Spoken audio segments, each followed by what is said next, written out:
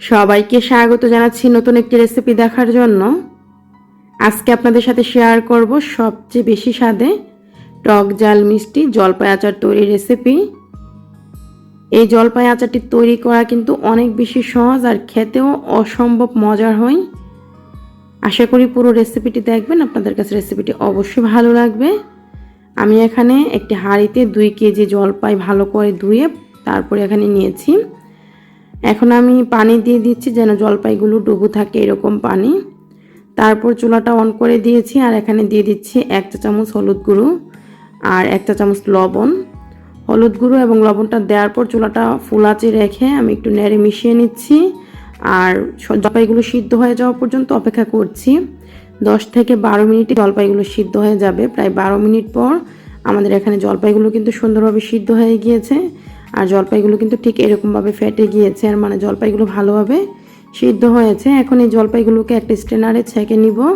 ছেঁকে নিয়ে তারপর ঠান্ডা হওয়ার পর আমি এই জলপাইগুলোকে বিচিগুলো আলাদা করে নিয়েছি আর এই যে জলপাইয়ের এই অংশগুলোকে আমি হাত দিয়ে এভাবে একটু চটকিয়ে নিয়েছি। একদম মিহি করে কিন্তু চটকিয়ে নিইনি, ঠিক এরকম করে। এখন আমি এখানে চুলায় একটা প্যান গরম করে দিয়ে দিচ্ছি 3 টেবিল চামচের চেয়ে সামান্য বেশি পাঁচফোড়ন, আস্ত পাঁচফোড়ন। তো এই পাঁচফোড়নটা কিন্তু আপনারা বাজারে কিনতে পাবেন, পাঁচফোড়ন বললেই হবে। তো এই পাঁচফোড়নটাকে আমি প্রায় 50 থেকে 60 সেকেন্ড মানে 1 মিনিটের মতো চুলা আঁচটা লো আঁচে রেখে টেলে নিচ্ছি বা ভেজে নিচ্ছি। তো এভাবে নেড়েচেড়ে ভেজে নেওয়ার পর চুলা থেকে নামিয়ে ঠান্ডা করে ব্লেন্ডারে গুঁড়ো করে নিব।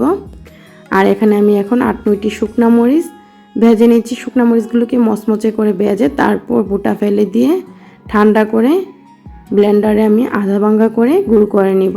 একদম মিহি করে না, কিন্তু আধা ভাঙা করে গুঁড়ো করে নিব। তারপর এখন আমি আচারটি তৈরি করতে চলে যাচ্ছি। এর জন্য চুলায় একটা প্যান বসিয়ে দিয়েছি। প্যান গরম হয়ে যাওয়ার পর দিয়ে দিচ্ছি এখানে সরিষার তেল 200 গ্রাম। সরিষার তেল গরম হয়ে যাওয়ার পর দিয়ে দিচ্ছি সিদ্ধ করে রাখা জলপাইগুলো। আর বিচি ছাড়াই কিন্তু এই আচারটি তৈরি করতে হবে, জলপাইগুলো থেকে বিচিগুলোকে আলাদা করে ফেলে দিতে হবে।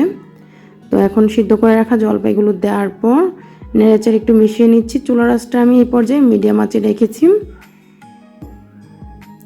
নেড়েচেড়ে একটু মিশিয়ে নেওয়ার পর আমি এখানে চিনি দিয়ে দিচ্ছি।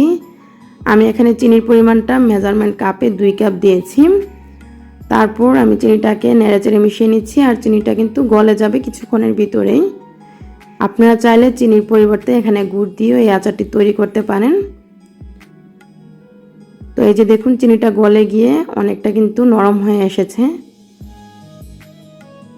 এখন আমি দিয়ে দিব এখানে আচারের যে মশলা মানে পাঁচফোড়নটা যে আমি ভেজে রেখেছিলাম, পাঁচফোড়নটা ভেজে তারপর কিন্তু গুঁড়ো করে নিয়েছিলাম ব্লেন্ডারে ঠান্ডা করে। এখান থেকে আমি অর্ধেক পাঁচফোড়ন গুঁড়ো দিয়ে দিলাম। দিয়ে দিচ্ছি মরিচ গুঁড়ো 2 চা চামচ, দিয়ে দিচ্ছি এখানে 1 চা চামচ হলুদ গুঁড়ো, দিয়ে দিচ্ছি এখানে লবণ। লবণটা একটু বেশি দিচ্ছি যেহেতু আচার তৈরি করছি। আর যে শুকনো মরিচগুলো আমি তেলে আধা ভাঙা করে গুঁড়ো করে নিয়েছি এখান থেকে অর্ধেক দিয়ে দিলাম। এখন সব কিছু একত্রে নেড়েচেড়ে আমি রান্না করে নিচ্ছি। আর এখানে আজকে আমি ভিনেগার ব্যবহার করব না, ভিনেগার ছাড়াই আচারটি তৈরি করব। তো সব কিছু নেড়েচেড়ে মেশানোর পর আমি এখানে 2-3 ফোঁটা রেড কালারের যে লিকুইড ফুড কালার দিয়ে দিলাম। একদম দোকানের মতো দেখতে হয় কালারটা, মানে দেখতে খুব সুন্দর আসে, তবে এটা অপশনাল।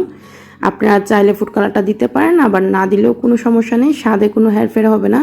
শুধু দেখা সৌন্দর্যে আমি এই ফুড কালারটা ব্যবহার করেছি, তবে আপনারা বাদ দিবেন। তো আমি এখানে এই যে ফুড কালারটা দেওয়ার পর নেড়েচেড়ে মিশিয়ে নিয়েছি আর দেখতে কিন্তু অনেকটা আকর্ষণীয় হয়েছে ফুড কালারটা দেওয়ার কারণে। তো এখন আমি নেড়েচেড়ে কিছুক্ষণ এভাবে রান্না করে নিচ্ছি। প্রায় 10 মিনিটের মতো এভাবে রান্না করে নিয়েছি। তারপর এখানে লবণটা চেক করে নিয়েছি আর সামান্য পরিমাণে লবণ লাগবে, তাই আমি এই পর্যায়ে লবণটা দিয়ে দিলাম। আর মিষ্টি ঝাল টক সব কিছু সুন্দরভাবে মানে একদম পারফেক্ট হয়েছে, আমি চেক করে নিয়েছিলাম। তো এইভাবে কিছুক্ষণ রান্না করার পর এই যে দেখুন আচারটা কিন্তু প্রায় শেষ পর্যায়ে, মানে আচারটা হয়ে গিয়েছে। এখন আমি যে অর্ধেক পাঁচফোড়ন যে ভেজে তেলে গুঁড়ো করে নিয়েছিলাম সেই পাঁচফোড়ন গুঁড়োটা এবং শুকনো মরিচ যে আধা ভাঙা করে গুঁড়ো করে রেখেছিলাম সেই শুকনো মরিচ গুঁড়োটা দিয়ে দিলাম। তারপর আমি এখন নেড়েচেড়ে সব কিছু একত্রে মিশিয়ে আর 2 মিনিট রান্না করে নিয়ে চুলা থেকে নামিয়ে নিচ্ছি। তো আমাদের এখানে আচারটা কিন্তু তৈরি। আচারটা ঠিক এরকম শুকনো হবে, এর চেয়ে বেশি ভেজা হবে না বা একদম এর চেয়ে বেশি শুকাবেও না। তো ঠিক এই পর্যায়ে আমাদের আচারটা তৈরি। আর এই আচারে কিন্তু তেলের পরিমাণও বেশি লাগে না। এখন আমি চুলা থেকে এই আচারটাকে নামিয়ে নিচ্ছি। তো আচারটা ঠান্ডা করে আমি নিব, তার জন্য একটা প্লেটে এভাবে ছড়িয়ে নিচ্ছি। আচারটা ঠান্ডা হওয়ার পর একটা এয়ারটাইট বক্সে কিংবা বয়মে ভরে ফ্রিজের নর্মাল চেম্বারে রেখে দিলে 1 বছর পর্যন্ত ভালো থাকবে। যেহেতু আমরা ভিনেগার ব্যবহার করিনি, এই আচারটা কিন্তু নর্মাল অবস্থায় 1 সপ্তাহের চেয়ে বেশি ভালো থাকবে না।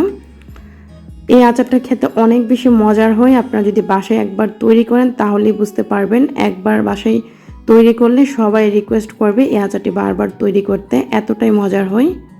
রেসিপিটি কেমন লেগেছে কমেন্টে জানাবেন। যদি রেসিপিটি ভালো লাগে লাইক শেয়ার দিতে ভুলবেন না। আজকের এই রেসিপিটি দেখার জন্য আপনাদের সবাইকে অসংখ্য ধন্যবাদ।